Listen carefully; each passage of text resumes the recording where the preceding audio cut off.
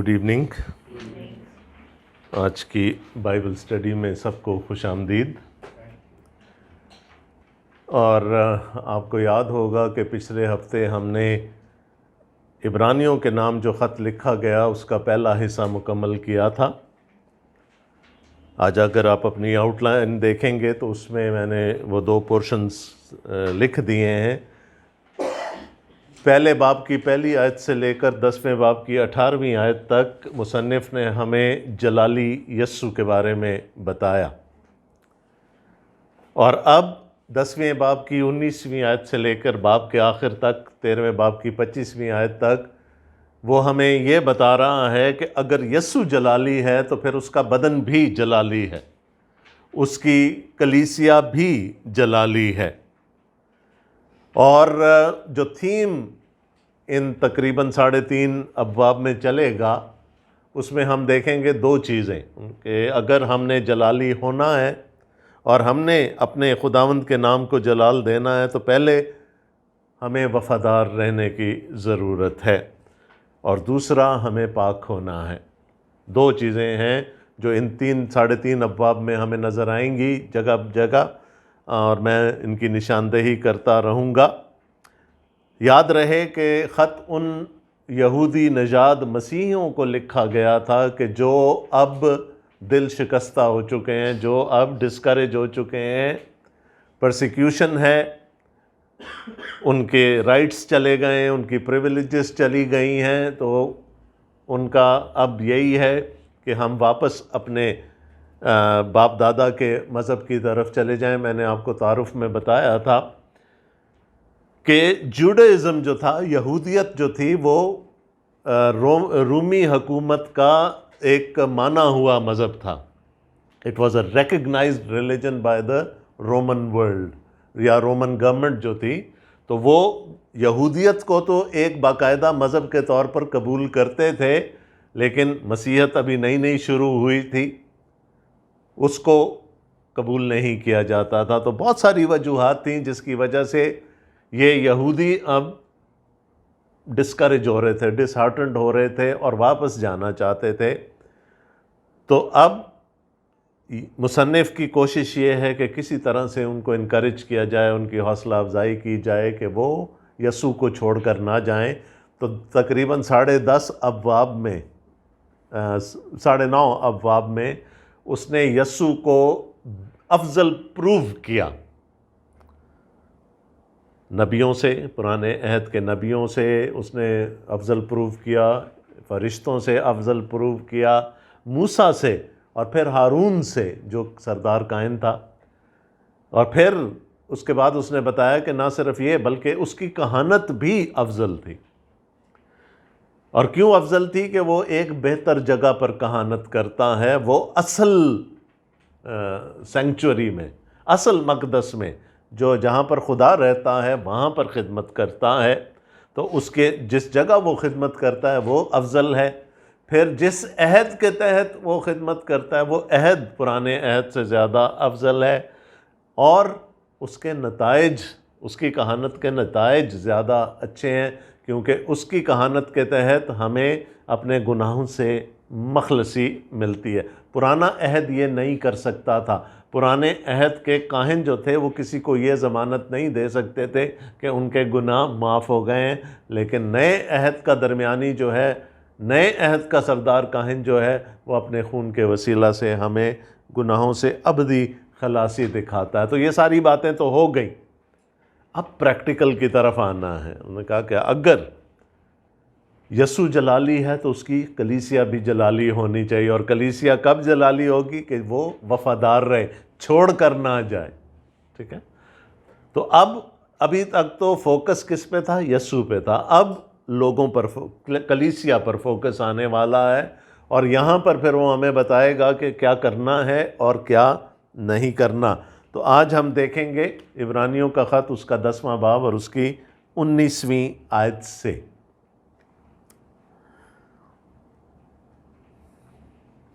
لنگم کے اسٹوڈنٹس یہاں پر بیٹھے ہیں اور پہلا لفظ آ گیا پس، دیر فور، ہے نا.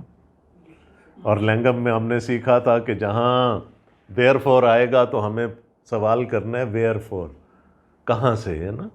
تو وہ جو پورے 9.5 ابواب کی جو کہانی تھی، اب وہ اس کو سم اپ کر رہا ہے، دیر فور، ہے نا؟ اس کا خلاصہ اب وہ بیان کر رہا ہے۔ پس اے بھائیو، چونکہ ہمیں یسوع کے خون کے سبب سے اسی نئی اور زندہ راہ سے پاک مکان میں داخل ہونے کی دلیری ہے، جو اس نے پردہ یعنی اپنے جسم میں سے ہو کر ہمارے واسطے مخصوص کی ہے، اور چونکہ ہمارا ایسا بڑا سردار کاہن ہے جو خدا کے گھر کا مختار ہے، تو آؤ ہم سچے دل اور پورے ایمان کے ساتھ اور دل کے الزام کو دور کرنے کے لیے دلوں پر چھینٹے لے کر اور بدن کو صاف پانی سے دھلوا کر خدا کے پاس چلیں۔ سمرائز کر رہا ہے وہ ساری باتیں جو وہ پہلے کر چکا ہے۔ چونکہ ہمیں یسوع کے خون کے سبب سے اسی نئی اور زندہ راہ سے پاک مکان میں داخل ہونے کی دلیری ہے۔ پچھلے 2-3 جو ہمارے بائبل سٹڈیز تھیں، اس میں ہم دیکھتے تھے کہ سال میں ایک دفعہ، ہے نا، سردار کاہن بکروں اور بچھڑوں کا خون لے کر پاک مکان میں، پاک ترین مکان میں جاتا تھا۔ تو ایکسیس واز لمیٹڈ، ہے نا، رادر ویری لمیٹڈ۔ ایک بندہ، ہے نا، ایک بندہ جا سکتا ہے، اور وہ بھی جب اس کا دل چاہے نہیں، سال میں ایک دفعہ امت کے گناہوں کا کفارہ کرنے کے لیے۔ تو وہ ایک بندہ جو ہوتا تھا وہ ریپریزنٹیٹو تھا، وہ نمائندہ تھا پوری امت کا، اور اس کے سینے پر، اس کے کندھوں پر 2 پتھر لگے ہوتے تھے، اور سینے پہ 12 پتھر، اس کے سینہ بند پہ 12 پتھر ہوتے تھے جو اسرائیل کے 12 قبیلوں کی نمائندگی کرتے تھے۔ تو جب وہ اندر جاتا تھا تو وہ نمائندہ تھا سب لوگوں کا،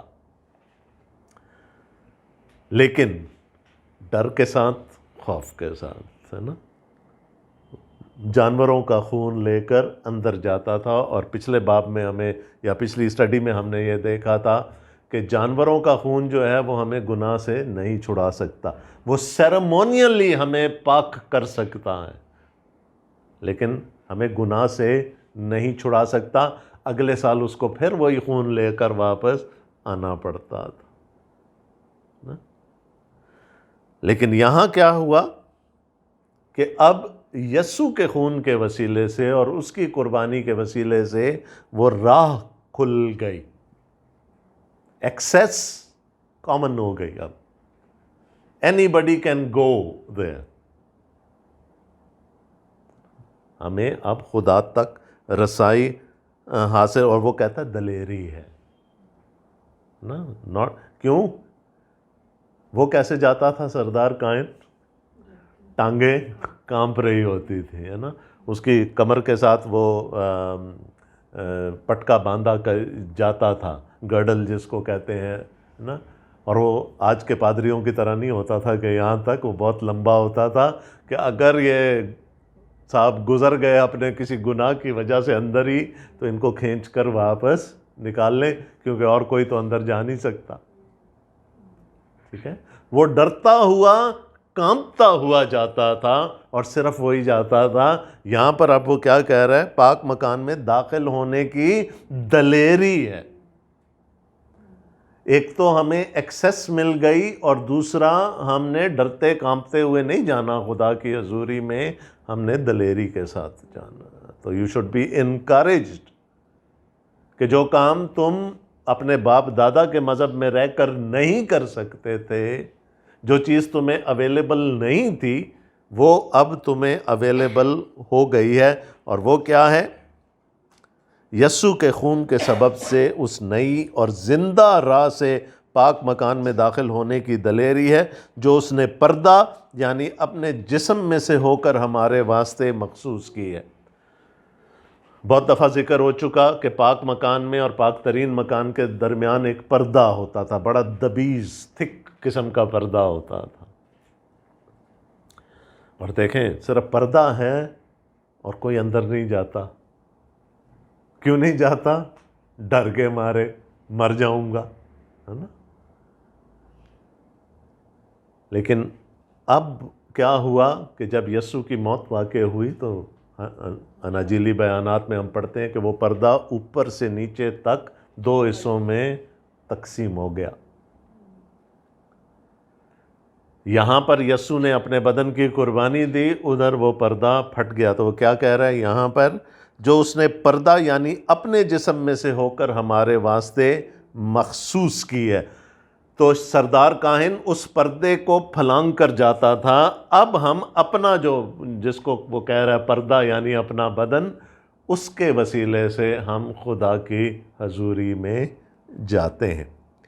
اور چونکہ ہمارا ایسا بڑا سردار کاہن ہے جو خدا کے گھر کا مختار ہے، تو آؤ ہم سچے دل، یہ یاد رہے یہ بات اس نے کی تھی جب وہ موسیٰ سے کمپیئر کر رہا تھا خداوند یسوع مسیح کو، اور اس نے کہا تھا موسیٰ تو خدا کے گھر میں نوکر کی حیثیت سے خدمت کرتا تھا، اور یسوع اس گھر کا مختار ہے، بیٹا ہے۔ یہ بات بھی سمری میں وہ لے کر دوبارہ آ رہا ہے۔ آؤ ہم سچے دل اور پورے ایمان کے ساتھ اور دل کے الزام کو دور کرنے کے لیے دلوں پر چھینٹے لے کر اور بدن کو صاف پانی سے دھلوا کر خدا کے پاس چلیں۔ ٹھیک ہے جی، نئے عہد میں ہم شریک کیسے ہوتے ہیں؟ بدن کو صاف پانی سے دھلوا کر، بپتسمے کی طرف اشارہ۔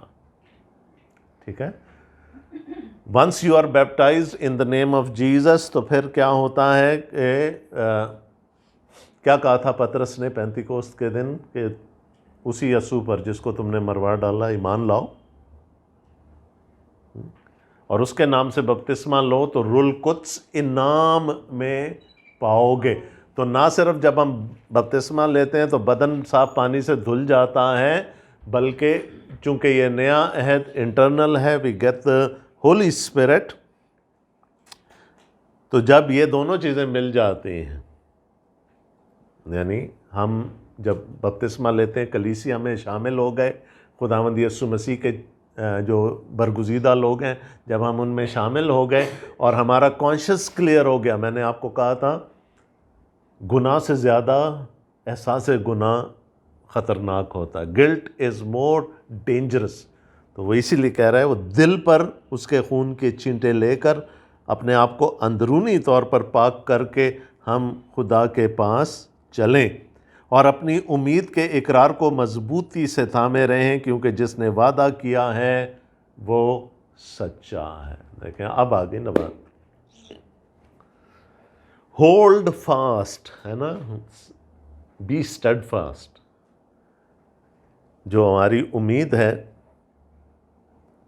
اور اپنی امید کے اقرار کو مضبوطی سے تھامے رہیں، چھوڑ کر نہیں جانا۔ ٹھیک ہے، کیونکہ جس نے وعدہ کیا ہے وہ سچا ہے۔ تو یہ وعدے جو پیچھے باتیں ہو رہی ہیں کہ گناہوں کی معافی ہو گئی، دل پر چینٹے آ گئے، سب کچھ ہو گیا، خدا کے حضور رسائی ہمیں مل گئی، وہ یہ کہتا ہے یہ انسانی طور پر نہیں ہوا، یہ وعدہ کس نے کیا؟ یہ خدا نے کیا، اور خدا سچا ہے۔ اور پھر آگے چل کے وہ تھوڑا سا ڈرائے گا بھی کہ اگر خدا نے یہ وعدے کیے ہیں اور خدا اپنے وعدوں کا سچا ہے، تو پھر خدا ان سے بھی نبٹ سکتا ہے جو اس کو چھوڑ کے چلے جاتے ہیں۔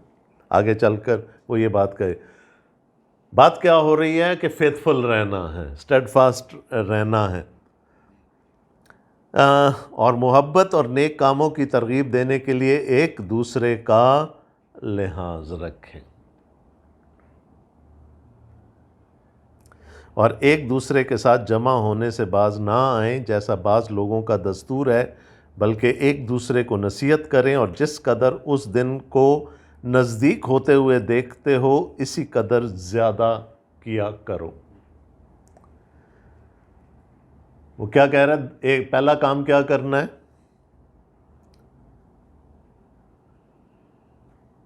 اپنی امید کے اقرار کو مضبوطی سے تھامے رہے، رائٹ، ہولڈ فاسٹ، رائٹ۔ دوسرا، اور محبت اور نیک کاموں کی ترغیب دینے کے لیے ایک دوسرے کا لحاظ رکھیں۔ ناٹ اونلی یہ کہ ہم نے خود قائم رہنا ہے، ہم نے دوسروں کو بھی انکریج کرنا ہے کہ وہ بھی اپنے اقرار پر قائم رہے. ٹھیک ہے.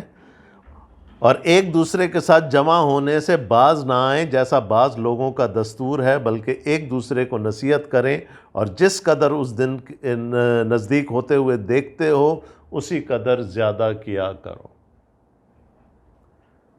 ایگزورٹ کر رہا ہے وہ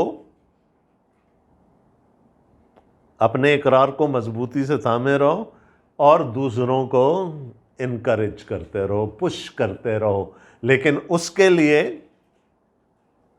ایک دوسرے سے ملنا پڑے گا، ہے نا، چرچ جانا پڑے گا if you want to do that. جو فیلوشپ سے نکل گیا اس کا پلٹ جانا بہت آسان ہے. So you have to remain in that fellowship. محبت کے لحاظ سے دیکھیں، ایک دوسرے کا لحاظ رکھیں اور ایک دوسرے کے ساتھ جمع ہونے سے باز نہ آئیں جیسا بعض لوگوں کا دستور ہے. تو اس زمانے میں بھی لوگ ہوتے ہوں گے جو چرچ نہیں جاتے ہوں گے. جب لکھ رہا ہے مصنف کہ بعض لوگوں کا دستور ہے تو یہ بیماری کرونک ہے، ابھی کی نہیں ہے، اس زمانے میں بھی ہوتی ہوگی. لیکن وہ یہ کہنا کیا چاہ رہا ہے کہ جو علیحدہ ہو گیا فیلوشپ سے، وہ اس کا خداوند سے دور ہو جانا آسان ہے. تو ہمیں سب کو اکٹھا رکھنا ہے اور انکریج کرنا ہے تاکہ وہ اپنے اقرار پر، اپنے ایمان پر قائم رہیں، بلکہ ایک دوسرے کو نصیحت کریں، اور جس قدر اس دن کو نزدیک ہوتے ہوئے دیکھتے ہو اسی قدر زیادہ کیا کرو. اس دن کو، ہے نا، تو پروبیبلی اشارہ ہے یسوع مسیح کی دوسری آمد طرف، کہ ہر دور میں یہی رہا نا کہ اب یسوع آنے والا ہے، وہ قریب ہے، نزدیک ہے. تو انہوں نے کہا جتنا تم نزدیک سمجھتے ہو اس دن کو، تو اتنی ہی شدت سے یہ کام کرنا ہے. کیا کام کرنا ہے؟ اپنے اقرار کو مضبوطی سے تھامے رہو اور دوسروں کو محبت کی راہ سے ان کو انکریج کرتے رہو تاکہ وہ بھی اپنے ایمان پر قائم رہیں. اور اس کے لیے فیلوشپ رکھنا بہت ضروری ہے. اکثر جب کوئی نہیں آتا نا چرچ 2-3 ہفتے، تو پھر یاد آتا ہے کہ ہاں جی فلانا شخص نہیں آیا. پھر وزٹس شروع ہوتی ہیں ان کے گھر نا. وہ کہتا ہے جب میں آتا تھا تو تب تو کسی نے پوچھا نہیں، کوئی میرے پاس آیا نہیں. اب جب میں نہیں آ رہا تو سارے مجھے پوچھنے آ گئے. ٹھیک ہے. So that fellowship is important. وہ کہتے ہیں کہ جو ایک مثال دی جاتی ہے بڑی کامن سی، کہ اگر کہیں آگ دہک رہی ہے اور ایک کوئلہ آپ لے کر باہر رکھ دیں گے تو وہ جلدی بجھ جائے گا. تو اس لیے اگر کوئی فیلوشپ سے باہر ہو گیا تو اس کا پھر جانا زیادہ آسان. So not only we have to hold fast to our own faith, ہم نے دوسروں کو بھی انکریج کرتے رہنا کہ وہ بھی اس ایمان میں قائم رہیں اور آگے بڑھتے رہیں. کیونکہ حق کی پہچان حاصل کرنے کے بعد اگر ہم جان بوجھ کر گناہ کریں تو گناہوں کی کوئی اور قربانی باقی نہیں رہی.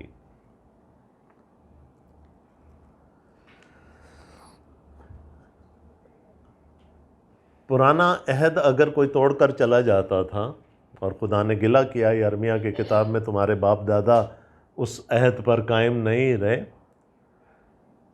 تو کیا سزا ہوتی ہوگی اس کی؟ اگر موسیٰ کے زمانے میں کوئی چلا گیا چھوڑ کے جماعت کو، کیا ہوتا ہوگا؟ اس کو کس چیز کا خوف ہوتا ہوگا یا کس چیز کا ڈر ہوتا ہوگا؟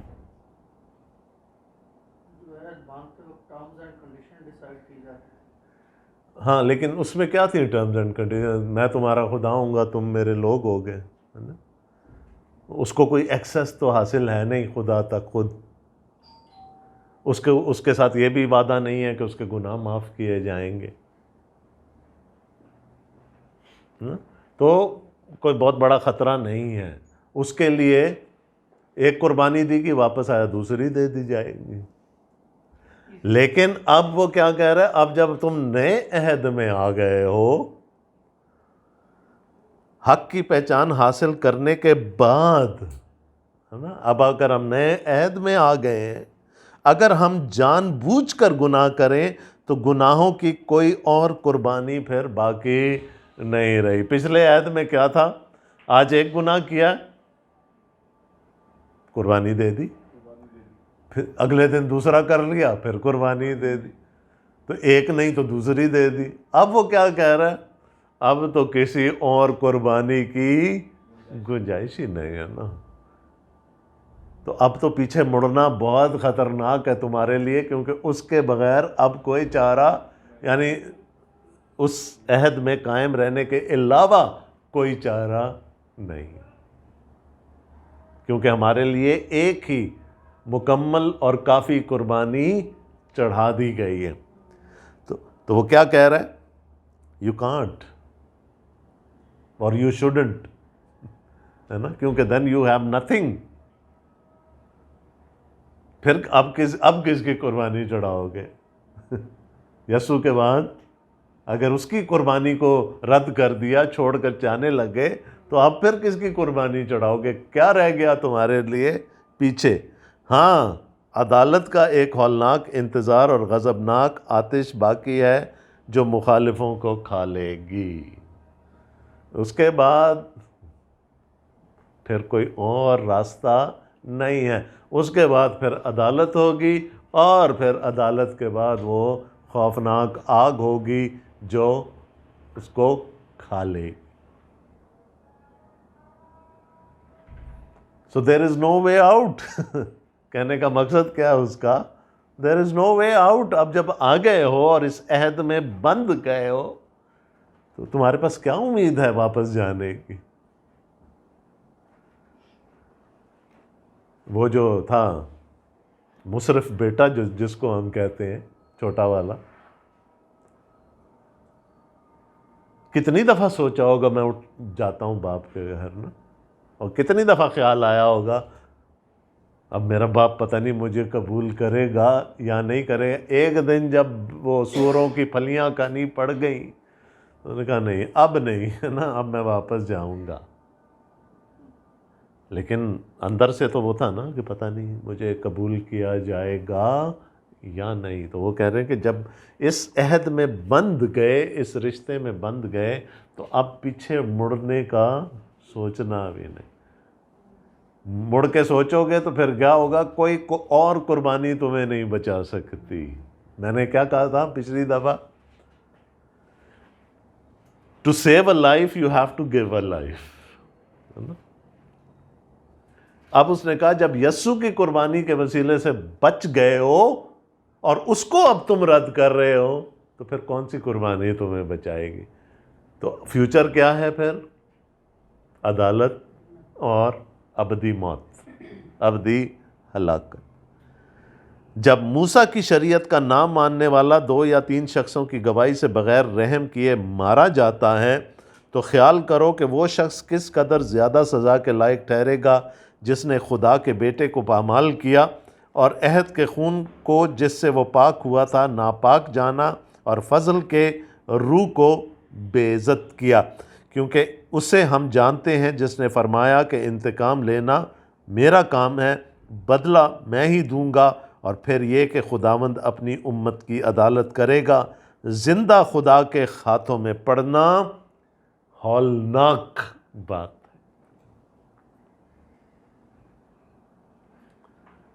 شاید میں نے یہ سوال پہلے بھی کیا تھا, ہمارا سب سے بڑا دشمن کون ہے؟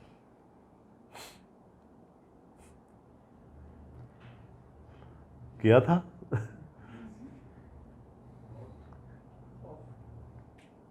ہمارا سب سے بڑا دشمن کون ہے؟ ہمارا سب سے بڑا دشمن خدا ہے. کیا لکھا ہے؟ زندہ خدا کے ہاتھوں میں پڑنا ہولناک بات.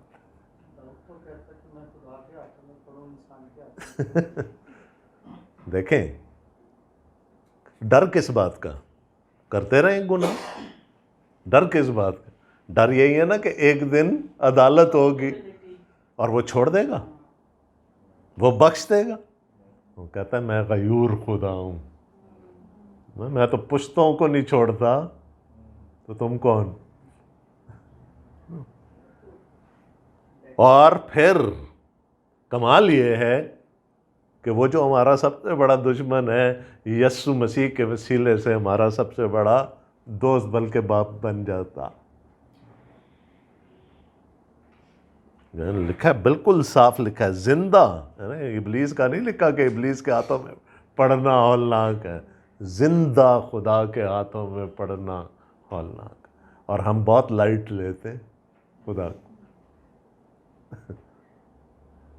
ٹھیک ہے، اگر وہ نہ چاہتا ہم سے صلح کرنا تو کہاں ہوتے ہم؟ یہ تو پھر اس کی محبت تھی نا کہ اس نے انتظام کر دیا صلح کا. ادروائز تو ہم دشمن تھے نا.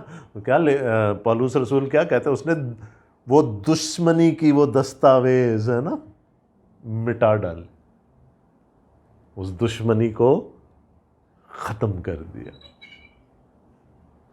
اور یہ یسوع کے وسیلے سے ہوا. تو کیا ہے وہ کیا کہہ رہا ہے کہ جب موسیٰ کی شریعت کا نام ماننے والا 2 یا 3 شخصوں کی گواہی سے بغیر رحم کیے مارا جاتا ہے. تو وہ کہہ رہا ہے پرانے عہد میں حالانکہ کوئی گارنٹیز نہیں تھی، کوئی سیکیورٹیز نہیں تھیں، لیکن جو پرانے عہد کو بھی توڑتا تھا یا جو خدا کے نام پر کفر بکتا تھا، اس کی سزا کیا ہوتی تھی؟ سنسار کر دو، مار ڈالو.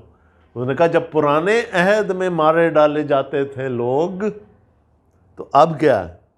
تو خیال کرو کہ وہ شخص کس قدر زیادہ سزا کے لائق ٹھہرے گا جس نے خدا کے بیٹے کو پامال کیا اور عہد کے خون کو جس سے وہ پاک ہوا تھا ناپاک جانا اور فضل کے روح کو بے عزت کیا. 3 وہ کہتا ہے جب اگر ہم پھر جائیں گے اپنے عہد سے تو ہم 3 کام کر رہے ہیں خدا کے خلاف. سب سے پہلا کیا ہے؟ خدا کے بیٹے کو پامال کیا، اس کی قربانی کو حقیر جانا. دوسرا، عہد کے خون کو جس سے وہ پاک ہوا تھا ناپاک جانا، اور فضل کے روح کو بے عزت کیا. So we will be held accountable on 3 counts. ہے نا؟ فرد جرم کیا لگے گی؟ اچھا میرے بیٹے کو پامال کیا، میرے عہد کے خون کو جو اس نے بہایا تھا اس کو ناپاک جانا، اور میرے فضل کا مذاق اڑایا تم نے. اس دشمنی کو کیسے دور کیا؟ خدا نے اپنے فضل کے وسیلے سے نا. تو اگر ہم اس فضل میں سے نکل کر واپس جاتے ہیں تو پھر we are making fun of God, mock کر رہے ہیں ہم خدا کو. تو وہ کہتا ہے کہ پھر دیکھ لو، سوچ لو اب نا. اب ہو گئے تو ہو گئے، یہی بن رہا ہے. ہاں جی، یہی بنے گا.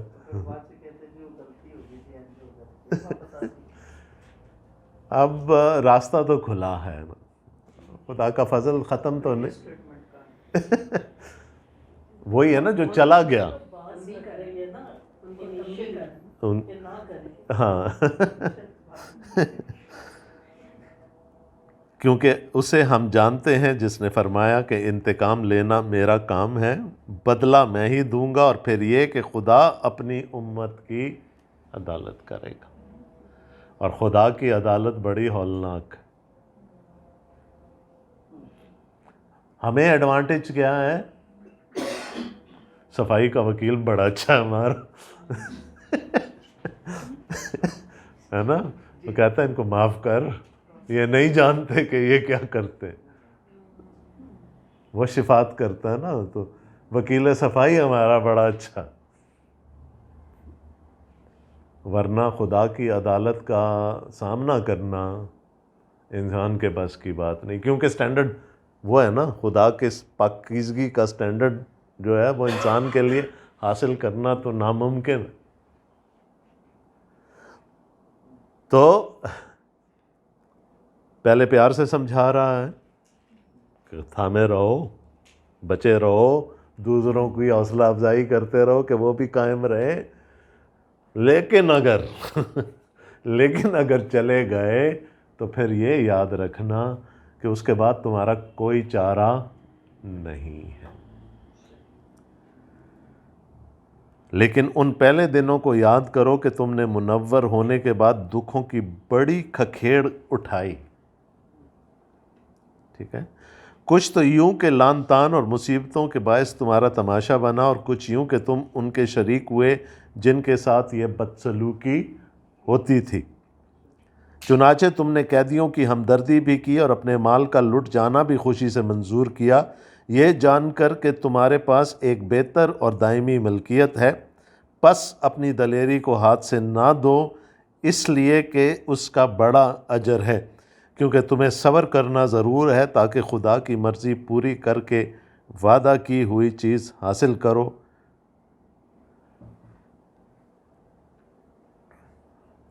وہ عمران کی بات یاد آ گئی کہ جی جس طرح سے یہ پلیڈ کرتا ہے نا اپنا پوائنٹ، کمال ہے، جو منطق ہے، جو دلیل ہے اس کی، وہ کمال ہے۔ پہلے اس نے اچھی چیز کی، پھر بیچ میں تھوڑی سی سختی کر دی، اب وہ کہتا ہے کہ تم آئے اور تم نے دکھ بھی اٹھائے۔ یاد رہے کہ یہ کیوں واپس جانا چاہ رہے ہیں، پرسیکیوشن کی وجہ سے۔ کہتا ہے جب تم نئے نئے اس ایمان میں آئے تھے، ان پہلے دنوں کو یاد کرو کہ تم نے منور یو ور انلائٹنڈ، تمہارا دماغ روشن ہو گیا تھا، منور ہونے کے بعد دکھوں کی بڑی کھکھیڑ اٹھائی۔ یہ راستہ تمہارے لیے آسان نہیں تھا، اور میں جانتا ہوں، ایک دو دکھوں کے ابھی وہ ذکر نہیں کر رہا ہوں، کہہ رہا کھکھیڑ اٹھائی، پلنٹی آف سفرنگ۔ کچھ تو یوں کہ لان تان اور مصیبتوں کے باعث تمہارا تماشا بنا، اور کچھ یوں کہ تم ان کے شریک ہوئے جن کے ساتھ یہ بدسلوکی ہوتی تھی۔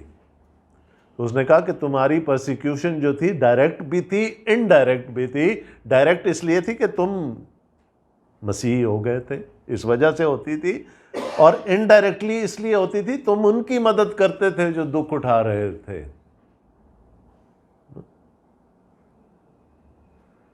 کیوں ہو رہی تھی پرسیکیوشن؟ ایک تو اس لیے کہ جی کرسچن ہے، بادشاہ کے بت کو سجدہ نہیں کرنا، بہت سارے دوسرے جو ان کے قوانین تھے ان کو نہیں ماننا، کیونکہ ہمیں اس کی اجازت نہیں ہے۔ اس نے کہا تم نے اچھا کیا، دکھ اٹھائے، بہت دکھ اٹھائے، ایک تو خود اٹھائے اور دوسرے اس وجہ سے اٹھائے کہ تم ان کی مدد کرنے کے لیے پہنچ گئے، یعنی تمہاری طرف دھیان نہیں تھا کسی کا، تم خود چلے گئے۔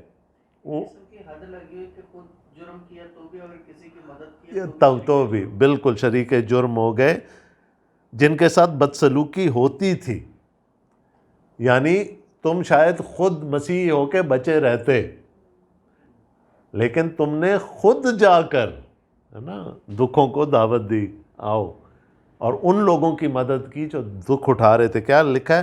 چنانچہ تم نے قیدیوں کی ہمدردی، ہے نا، جا کے ان کا پرسہ لیا، تو پھر ظاہر نظریں تم پر بھی پڑنی تھی، ٹھیک ہے، اور اپنے مال کا لٹ جانا بھی خوشی سے منظور کیا، یہ جان کر کہ تمہارے پاس ایک بہتر اور دائمی ملکیت ہے۔ تو وہ کہہ رہے اتنا گلوریس پاسٹ ہے تمہارا کہ اس وقت تو تم ایمان سے اس قدر بھرے ہوئے تھے کہ تم نے سب کچھ منظور کر لیا کہ ہمارا مال بھی لٹ جائے، ہمیں مار بھی پٹے، ہمیں کوڑے بھی لگیں، سب کچھ منظور کر لیا۔ پس اپنی دلیری کو ہاتھ سے نہ دو، اب ڈسکریج ہونے کی ضرورت نہیں ہے، اس لیے کہ اس کا اجر بڑا ہے، کیونکہ تمہیں صبر کرنا ضرور ہے تاکہ خدا کی مرضی پوری کر کے وعدہ کی ہوئی چیز حاصل کرو۔ اور اب بہت ہی تھوڑی مدت باقی ہے کہ آنے والا آئے گا اور دیر نہ کرے گا، اور میرا راست باز بندہ ایمان سے جیتا رہے گا، اور اگر وہ ہٹے گا تو میرا دل اس سے خوش نہ ہوگا، لیکن ہم ہٹنے والے نہیں کہ ہلاک ہوں، بلکہ ایمان رکھنے والے ہیں کہ جان بچائیں۔ جی، یعنی آخری جو وہ بات کر رہے ہیں بڑی اسٹرانگ ہے کہ اگر اب ہم ہٹ جائیں گے تو پھر ہم جس پر ایمان رکھتے ہیں وہ ہم سے خوش نہیں ہوں گا۔ دیکھیں پورا جسٹ اس کا کیا ہے، جو میں نے آخر میں 2-3 باتیں لکھی ہیں ہینڈ آؤٹ پر، کہ it's easy to begin but hard to finish.